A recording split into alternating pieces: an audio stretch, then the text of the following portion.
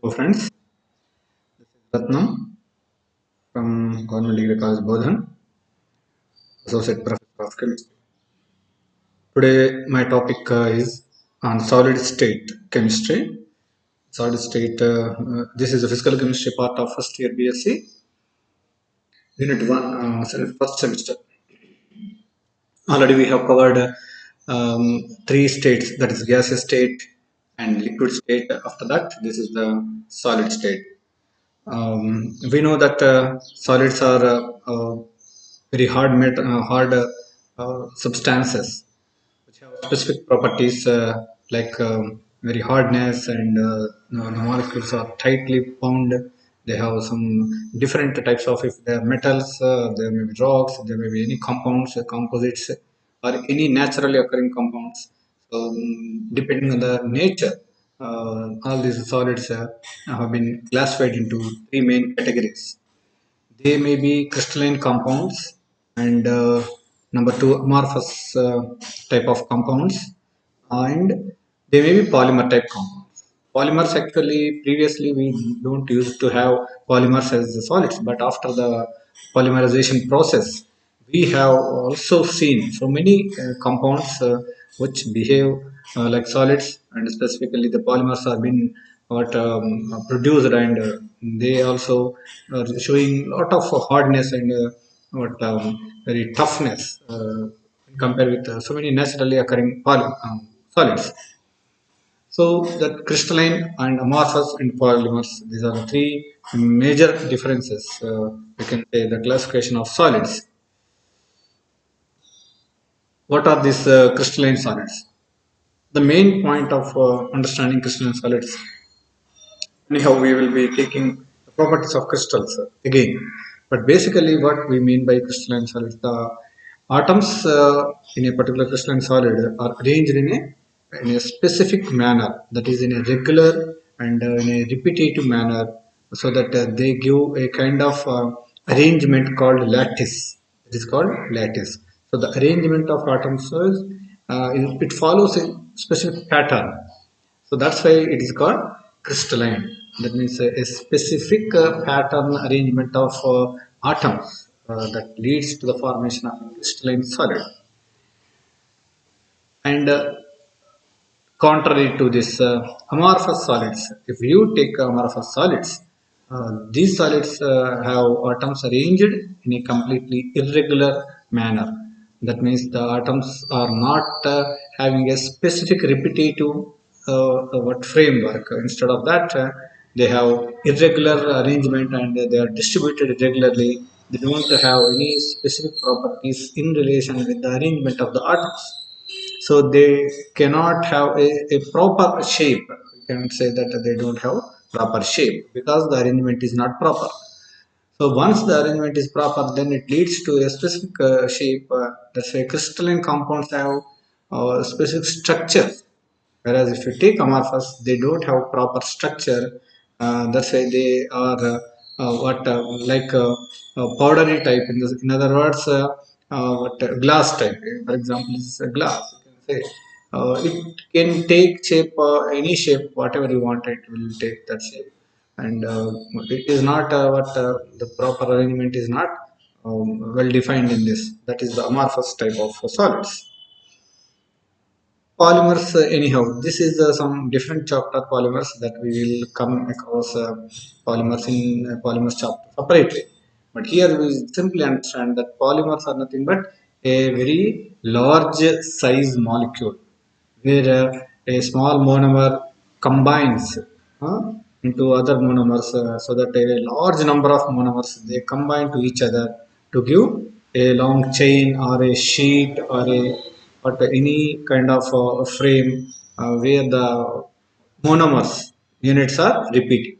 So that is what we call as polymers. We know that in our day-to-day life we have several number of polymers as solids and sheets, and in so many ways we are using that. So polymers are one type of solid, because these solids are something different, so it is having all specific properties are different when compared to crystal and other amorphous solids.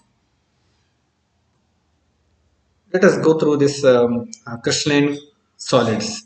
What exactly crystals are, and what we can assess about the properties of crystalline solids. Already we know that crystals have atoms are arranged in a specific manner, or they are in a regular fashion. They have been arranged. So the building constraints arrange themselves. That means the atoms, which are the what key inputs of the crystal. So the atoms of the crystal are arranging themselves in a regular manner throughout the entire three-dimensional network. That means in the total what a given solid, everything is arranged properly. Then they have some frame that is called lattice. That frame is called lattice. That means that arrangement of what atoms in a three-dimensional space is called lattice. The crystal external lattice is a solid figure which has a definite geometrical shape with flat faces and sharp edges. As we know that they are arranged in specific corners, and they have planes and edges, so many things, so they get some geometrical shape also. And crystals are incompressible when orderly arranged units, so that already every solid is incompressible. That is already known factor. But crystals also have same type of incompressible arrangement of the units, and definite sharp melting point. This is one important feature of crystalline compounds. If for polymers and for amorphous compounds, generally we don't have what a sharp melting point. That means it is fixed temperature. If the solid suddenly turns into liquid form, that is called what we call as a sharp melting point. Suddenly, solid, after achieving its melting point degrees temperature, once the temperature has reached, suddenly the solid gets converted into liquid. So that is the general property that is called sharp melting point, which is observed in crystal. But if you take the same melting points, if you observe melting points of polymers or melting points of amorphous compounds, then you don't find that at a fixed temperature, sudden liquid is not formed. First, the compound becomes soft and it becomes very smooth and too soft. After that, it becomes a semi-type liquid. After that, for a long period, then it gets converted into liquid. So, conversion of solid to liquid takes a range of temperature. Isn't it? It's not a fixed temperature. It takes a range of temperature. In a particular range of temperature, a solid is converted into liquid. That's why we say that it is not a sharp what melting point. Whereas crystals have sharp melting point. So that is the main difference between crystals and here at once, all of a sudden, all the solid, after once we reach that melting point, then total solid is converted into liquid. Anisotropy, isotropy. These are the two important properties.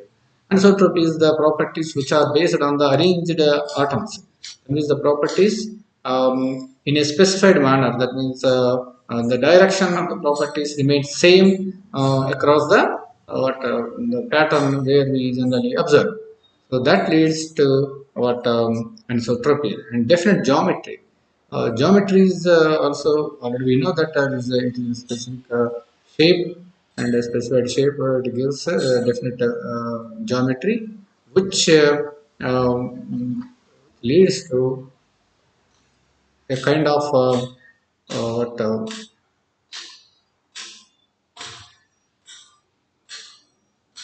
and it gives X-ray diffraction bands.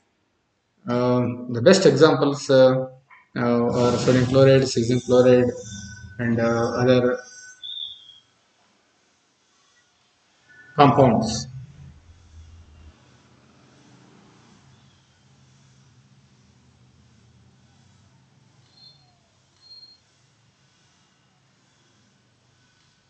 Space lattice. This is one important word where we generally understand before we enter into the Bragg's equation. The regular three-dimensional arrangement of atoms or ions in a crystal is usually described in terms of space lattice and in unit cell. So space lattice is nothing but the arrangement. Okay, arrangement shown in three-dimensional face, that arrangement is called lattice. And any particular arranged pattern which repeats again and again, that is called unit cell. So you see this, this is the unit cell. That means that this is the repeating power portion, which we can repeat with the same arrangement. Other all remaining portion is formed. So this is called unit cell. Okay. Anyhow, we will come across with that. Now let us try to understand some of the properties of some crystallography. Here, there are so many issues regarding crystals, like the angles between the two different faces of the crystal, because crystals have faces and they have edges, they have corners. There are so many things, like as we are already telling that they have specific arrangement of atoms. That's why they have particular face and they have edge, because when two faces combine, it gives edge, and when three or four faces come together, that gives a corner. So like that, based on that corners, faces, edges, we have so many other properties depending on that relations. So we generally categorize them as law of constancy of interfacial angle, law of rational indices, and law of constancy of symmetry. So these are the three important laws. What are these laws? Let us try to understand.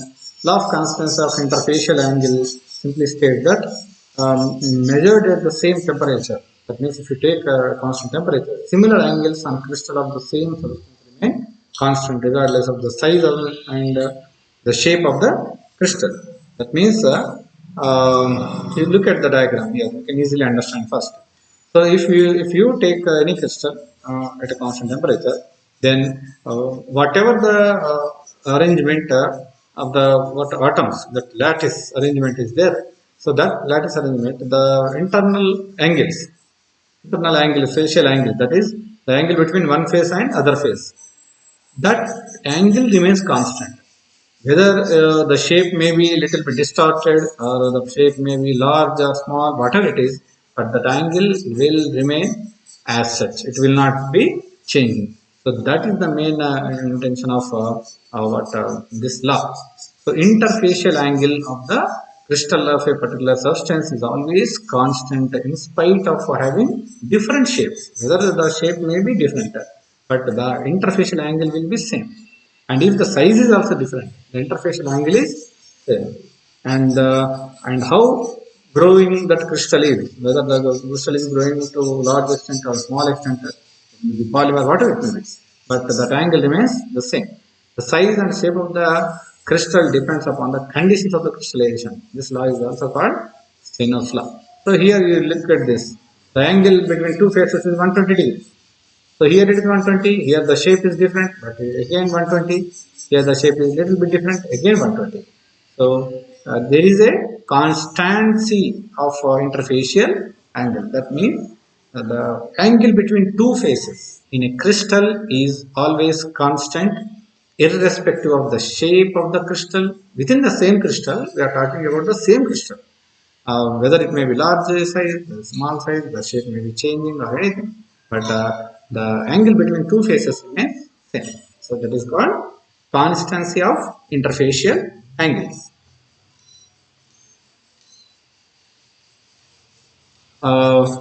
Next is the law of rational indices. This law of rational indices, what does it mean? Consider a cubic unit cell. Here let us see what is this rational indices. Here we are taking the shape of the crystal here in a geometrical pattern. Here this XYZ, first of all we have to understand XYZ. These XYZ are crystallographic axis. They are crystallographic axis. That means we take that axis as such. And let us assume that this is a cube. The cube is arranged in this way. And let the faces are AD, GF, and some AB, CD, another face CD, EF, another face. So that side. So cube has almost what 8 faces on other different places, and assume that this z-axis is moving in from the face ABCD, and x-axis is cutting the face ADGF. This is the and this is cutting from CDEF. ED is y-axis cutting CDEF face. So like that, let us assume, and uh, let LMN be the unit plane having intercepts ABC. So what is intercept? Intercept is nothing but whenever we take a structure, that is crystal, and put it in the axis, then so see that somewhere the origin comes in between. So origin should be in the middle. It may not be exact middle, but it should be inside.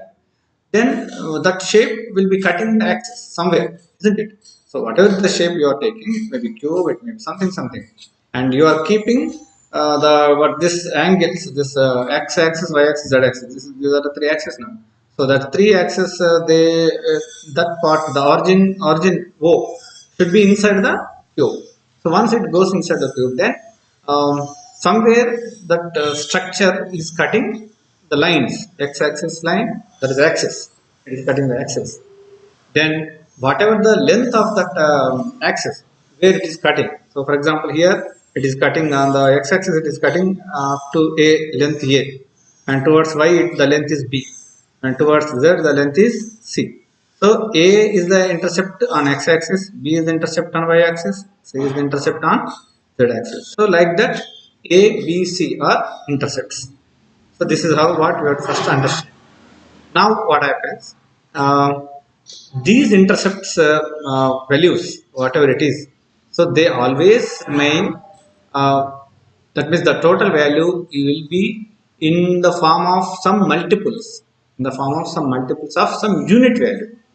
That means when you take the unit value, for example, the unit cell, unit value, that means unit cell. If you take unit cell, and if you take the any big size of the crystal, then the big size crystal values must be multiples of unit size crystals. So that is what we call as law of rational indices. So here we want to, how to understand this point. On the face ADFG will be multiple of A on face BCEH will be multiple of A with negative sign since it is in opposite direction. That's it. So this on this side, that means towards our side, ADGF is our side, that is x-axis is taken positive side, and to the back side of this BCHE, that is back side where we take that as minus x-axis. So in that way, it whatever whether it is towards the back side or front side, that is positive or negative, but should be in multiples of certain unit value. So that is the main thing. It cannot be like fractions, isn't it? It cannot be like a fraction because the point is very simple. If wherever you take unit value means when you take unit cell, that means the lowest repeating portion you are taking. And already we are telling that crystal is formed by repetition of the same unit cell.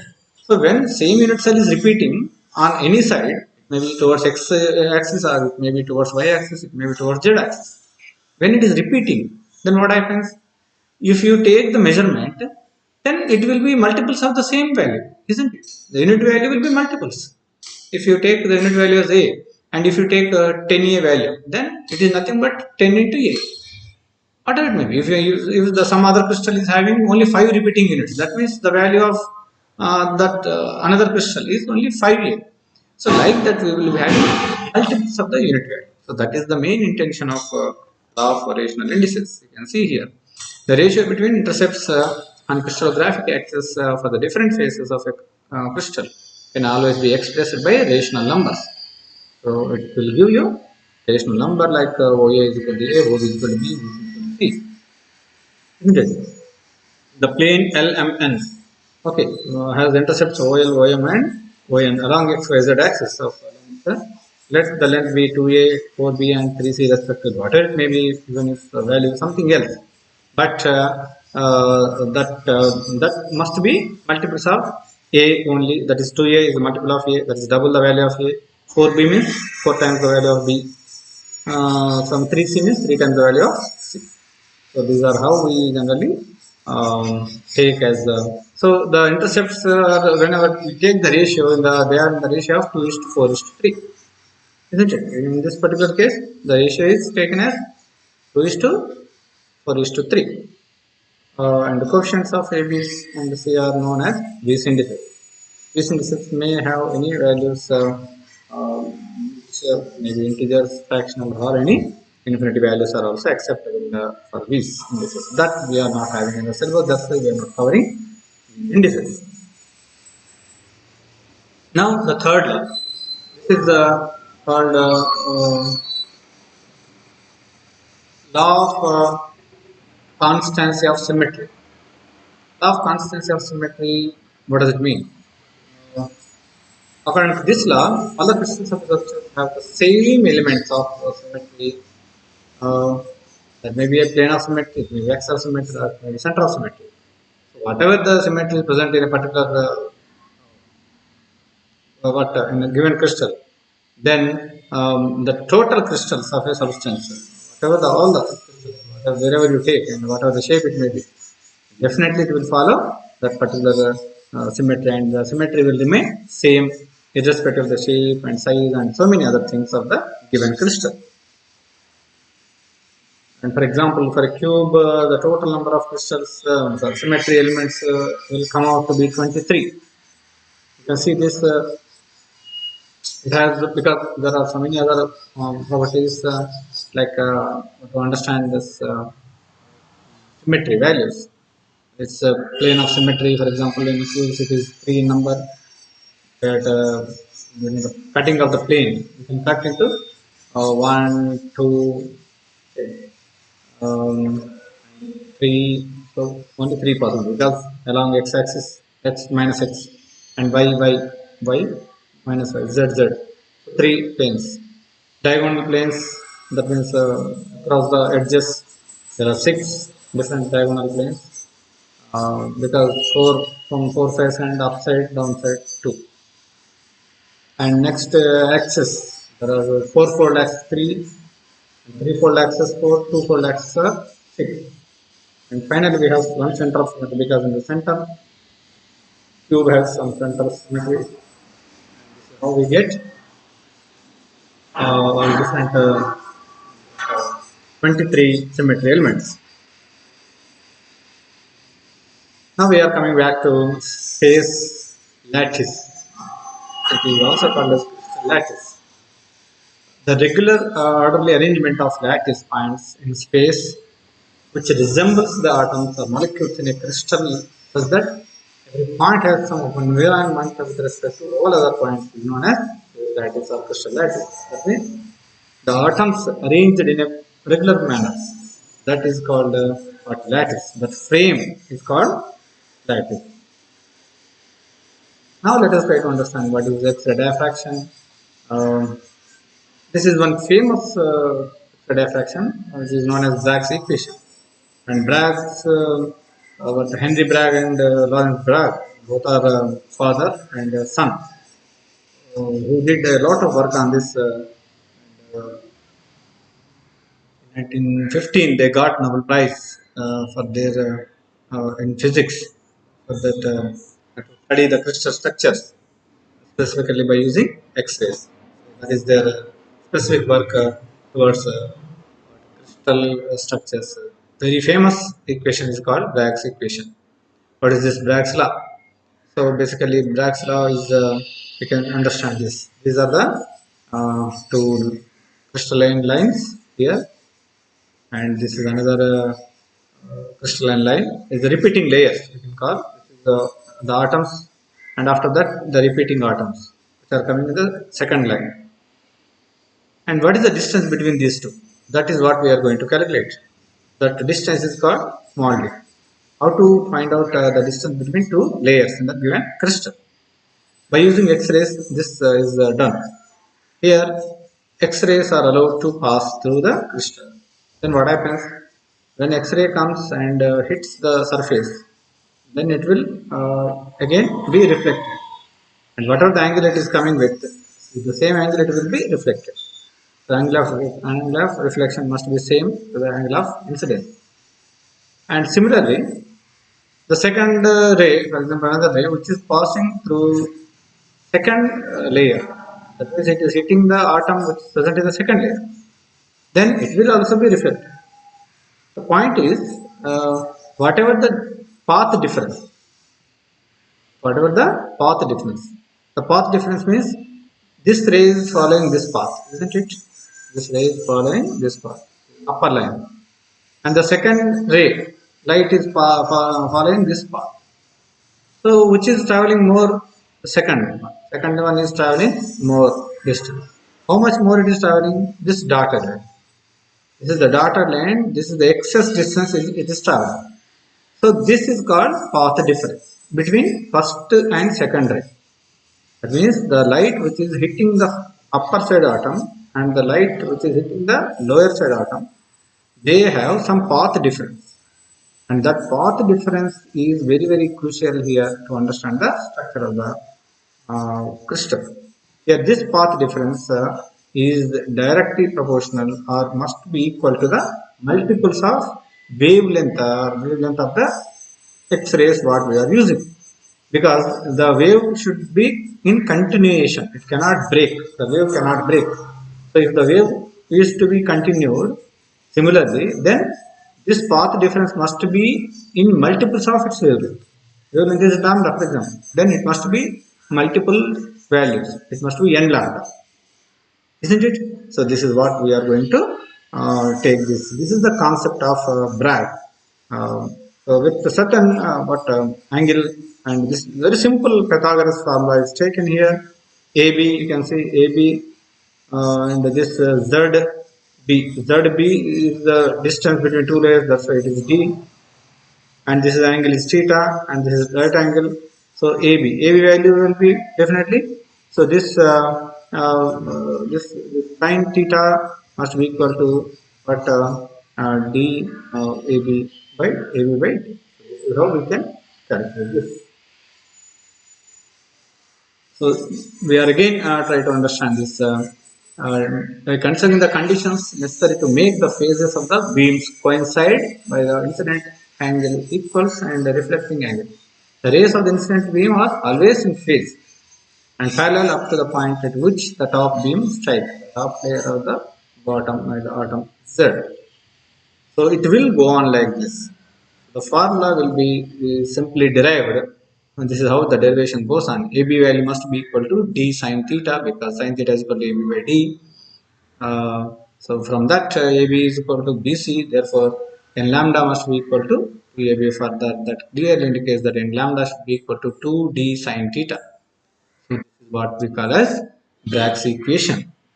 So this is n lambda 2d sin theta is nothing but here n lambda means multiple of wavelength, multiples of wavelength is equal to 2 into the distance between two layers of the crystal into sin theta. The sin theta is nothing but angle of incidence, angle of reflection. Both are same in this case. This wherever you take the location, it will not change the equation of Bragg's derivation. It will remain same as n lambda is equal to 2d sin theta. This is what we generally consider. So this wavelength must be n lambda is equal to 2d sin theta, the one famous one. So whenever you take this AB must be what some d sin theta and BC, ABC should be 2d sin theta. And this is 2d sin theta and this should be 4d sin theta. A dash, B dash, C dash. Okay, this is the total diagram and this is how the peaks are observed with a specific angle. So this is what we call as Bragg's equation. And again we are coming back to the terminology crystal lattice and unit cell. Crystals have a structure made up of a regular arrangement of the atoms. When such an arrangement of atoms is representing in a three-dimensional structure, this is what we call as a crystal lattice. This is nothing but an array of points in a particular order which describes the arrangement of the particles of the crystalline solid. Unit cell. A unit cell is the most basic and least volume consuming repeating structure of any solid.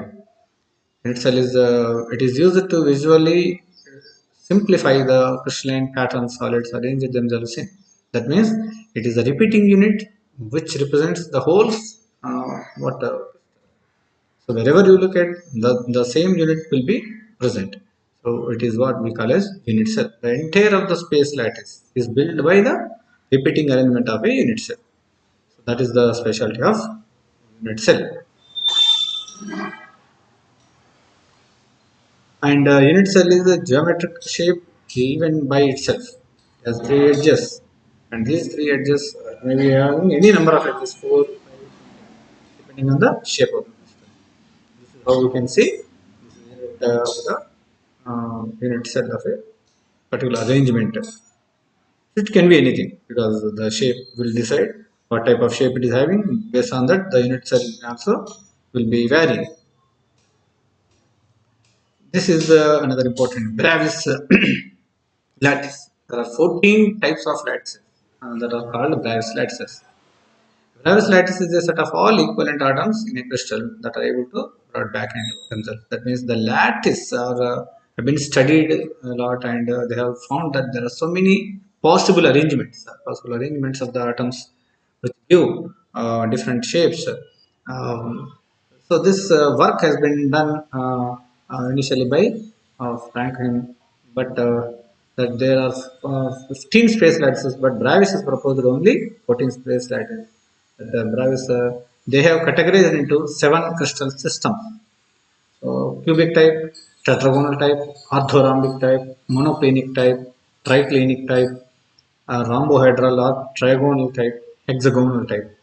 So they are the 7 major categories. That is, these further come into 14 space lattices, of course, but the categories have been given into 7 categories.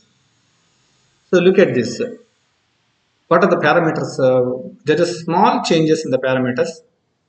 You can see the cubic form where A, B, C is equal. The parameters A, B, C means length of the edge. The edges have same equal. All are A value must be equal to B and C. That means all are equal length, width, height. And angles are also equal. That means the faces have the same angle, that is called 90 degrees. So everywhere we find the angle is same, alpha, beta, gamma. That is cubic. Next, tetragonal. Tetragonal AB are equal, but C is something different. That means one side, one edge is, one face is elongated or shortened, whatever it is. But two sides are same, one is different. But still the angles are 90 degrees. So they are still 90 degrees like cube. But it is what elongated cube, you can say, or shortened cube. Orthorhombic means sides are not equal. A value is different, B is different, C are different. But angles are 90 degrees only. Alpha, beta, gamma, all are 90 degrees same. Monoclinic. Monoclinic is that where A value is not equal to B, neither is also equal to C. A, B, C are different edges. Whereas alpha, beta, two angles are 90 degrees, but some gamma, that is one facial angle is not equal to 90, it is something else. So either it is less or more. Triclinic. Here ABC are different, and alpha, beta, gamma are also different. They are not 90 degrees. That means no angle is 90. No facial angle is 90 degrees. And rhombohedral. Rhombohedral, this is also called a trigonal. Here ABC are same. That means they are having same equal what size. And alpha, beta, only gamma is not equal to 90. Alpha, beta is same. And hexagonal is AB are equal, C is not equal. Alpha, beta is 90, but gamma value is 120. So it has some specific value, that is hexagonal is 120. Because on the upper side it is hexagon and the remaining portion is 90 degree.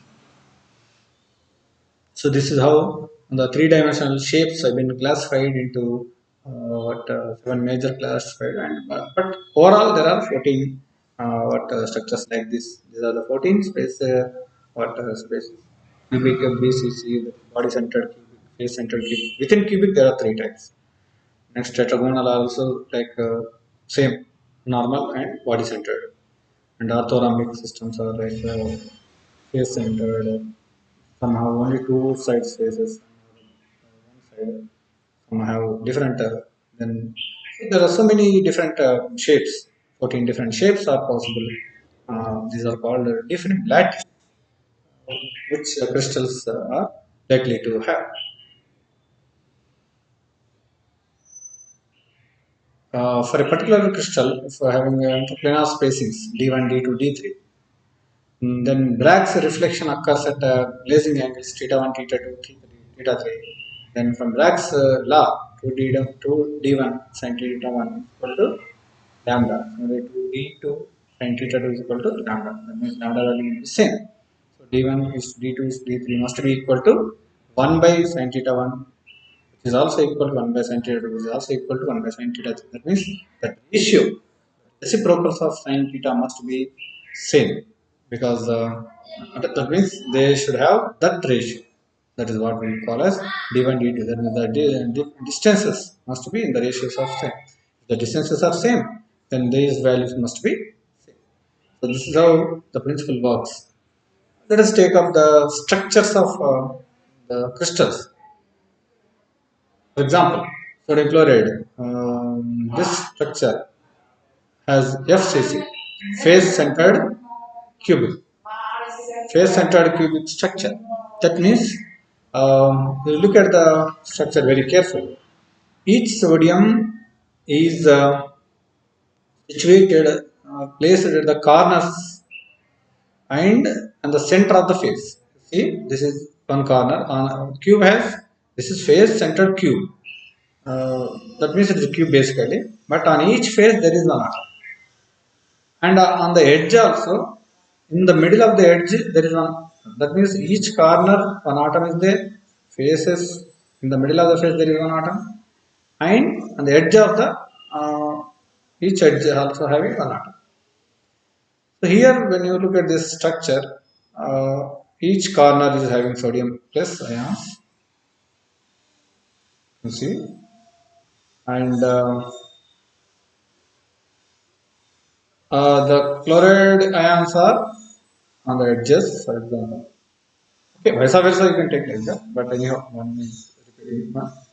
So here that these are the sodium, for example, one to the corners, and also on the face. That means if this is the face, if this is the face, then it is in the middle, and this is the middle of the that particular shape, and this is the middle of this particular shape. This is the middle of this particular shape. This is the middle of this particular shape. This is the middle of this particular shape.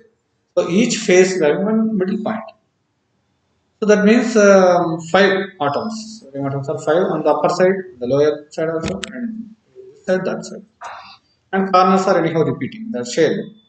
And on edges, chlorides are there. On each edge, this is how the structure look like.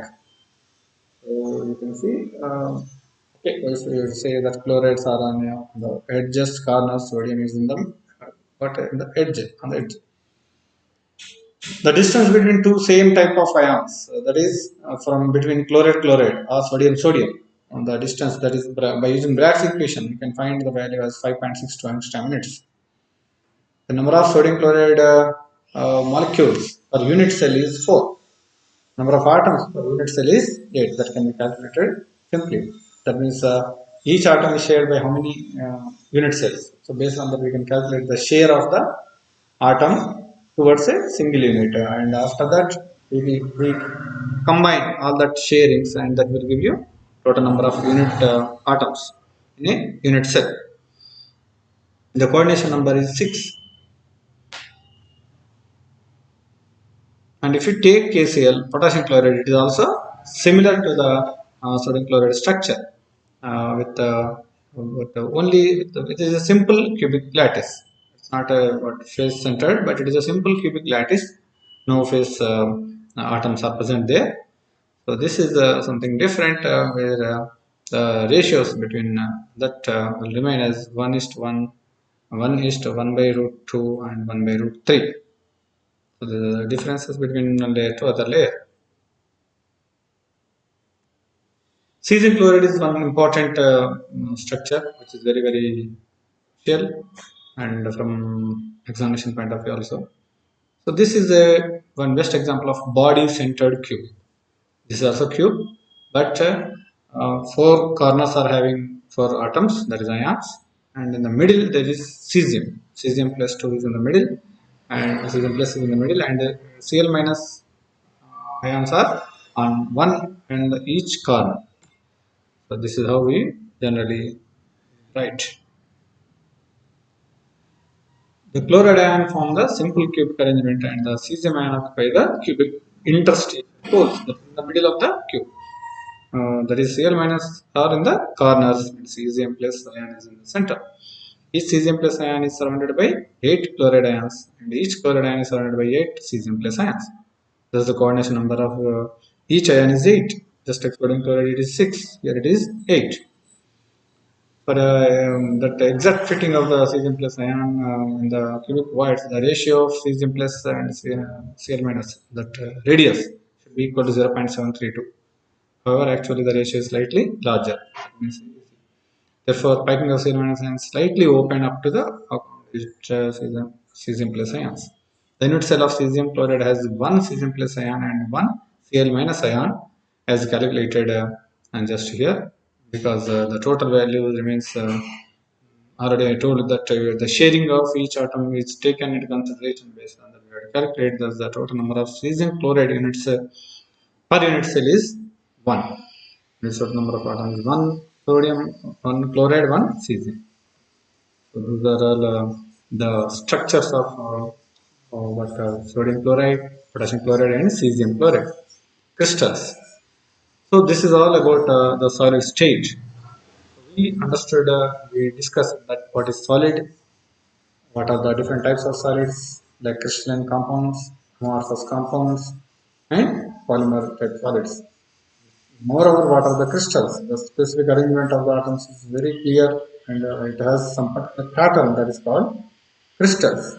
And we have discussed different types of crystals. What is lattice? What is unit cell? And what is the Bragg's equation? Wherein we use to determine the structures of by calculating the distance, superficial distance, so that we use that for the calculation of the structure. And we have also discussed the structures of sodium chloride, cesium chloride, potassium chloride crystals. That's it about solid state. Thank you.